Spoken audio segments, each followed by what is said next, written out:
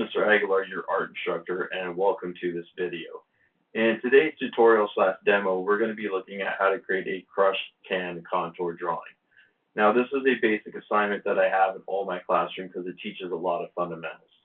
So some of the things that we're going to have going on are observational drawings, utilizing negative space, using a pencil to find angles and checking alignments, using implied lines, adding a holding line. In the next couple of images, you're going to see some photographs and graphics that I created for this tutorial that will have some basic notes. But before we get to that, if you like this video, please subscribe. These are pictures of the can that I'm using for today's demo that are going to be placed in front of me. Their angles might be slightly different. And these are some of the drawing notes. So first off, always start drawing with your outlines. This helps you with your proportion and scale, and it's easier to fix mistakes. Using your pencil, you can see where do things align, and then also look at what kind of shapes are my negative spaces making. In here, we have some hard lines, like lines that exist that we can see, and then there are implied lines, and those are the little wrinkles and crinkles that you can see, but those lines don't actually exist. So usually what I do is I try to find my establishing width or angle. In this case, it's going to be the top of the can. It's important to look at the can and not go with what your memory of a can is, because this is where people start drawing a perfect circle for the top of the can, or they try drawing a perfect ellipse. When you're looking at the can in the image, it's not going to be perfect. It's going to be distorted because we crushed it. For this, I work from the top down to the bottom, and I try to find all my main landmarks. And a landmark is anything you can find that's easy to see. So like right when you look at an object, these are the things that kind of stand out to you. The other thing you're going to see me doing it quickly is I take my pencil and I'm holding it up to the can to figure out where things align. So like, where does the farthest bottom part of the can align with the top furthest part of the can? And that's going to help you with your spacing. It's going to help you with your alignment. It's going to help you with your proportions. So using that negative space to really kind of figure out your angles and your spacing, it really helps quite a bit. And then here, again, you're going to see I'm not doing like 100% of that outline at first, but I am making some like major marks of things that I see, because that's going to help me with that overall outline. Once I have that established, I'm going to start looking and trying to see all the little crinkles and wrinkles in that can.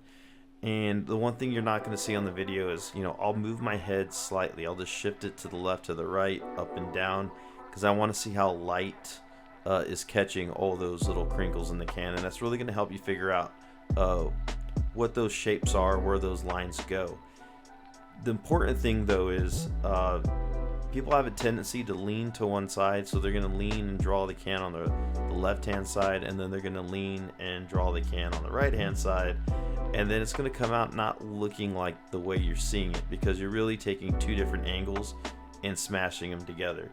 So this is why having landmarks are important, because even though you're going to be shifting your head around to find the light hitting the object, you want to be able to snap back to the original angle that you're drawing, and that'll help keep things looking correct and not distorted. The other thing about the crush can is, we're really focusing on observational skills. Can you see what's in front of you? Can you accurately draw what's in front of you, or are you skipping details?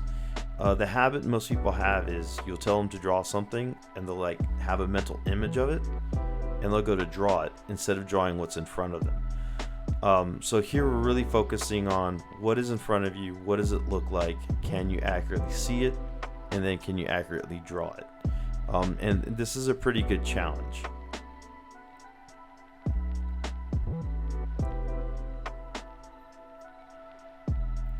The only value I'm really going to put on there is for the top of the can where it's open, because it just looks like a black hole. Everything else, we're not doing values. Our focus is line. And the other thing I'm going to point out, because I forgot to, is all those crinkles that you see in the can, those are implied lines.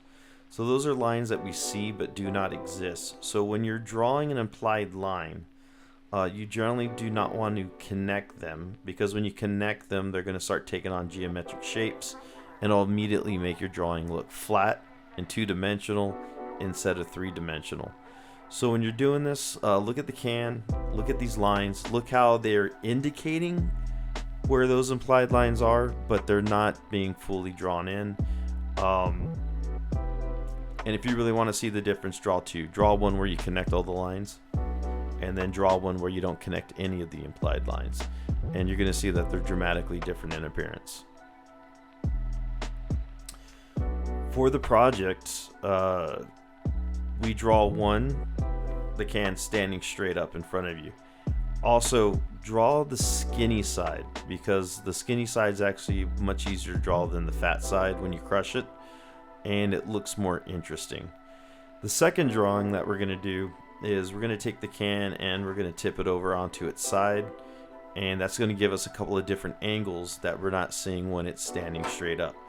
So again, I'm starting with the far left. I'm establishing my proportions by the top of the can, and then I'm looking at seeing, okay, what are my major shapes that I'm drawing? And I know that the bottom parts of the can that are hitting the table are going to be the same as the bottom parts of the can on the bottom side of the can. So the left side and the right side, where the can touches the table, they have to be at the same level. Like, one can't be lower or higher than the other, because they're sitting on a surface.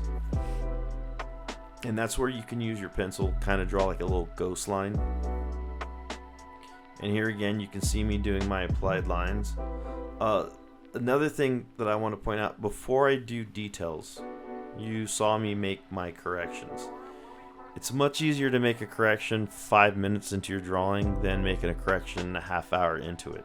That's why we want to make sure our outlines are as accurate as possible, because it's a little bit frustrating when you spent a half hour, 45 minutes on a drawing, and you see a mistake that could have been easily taken care of in the first 30 seconds.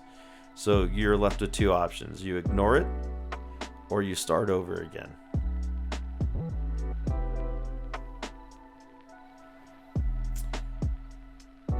Here again, just looking, going through a couple of times. You can see me adding that dark holding line, and that dark holding line really what makes that drawing pop. It really what makes it stand off the paper. So I call these wall worthy, meaning you can put it up and see it from across the room, and that means you have a nice good holding line. So again, take your time, use your drawing fundamentals, use the pencils to find angles, move your head side to side, up and down, try to catch how the light hits the metal, and that's really going to allow you to see all those different shapes that you might miss when you're just first looking at the can. So this is the crushed can contour drawing. Try it out, grab a can, make sure it's clean first, and you might find that you have to do this a couple of times before you get the hang of it. Here's the final drawing that I scanned in, and I hope you enjoyed this video.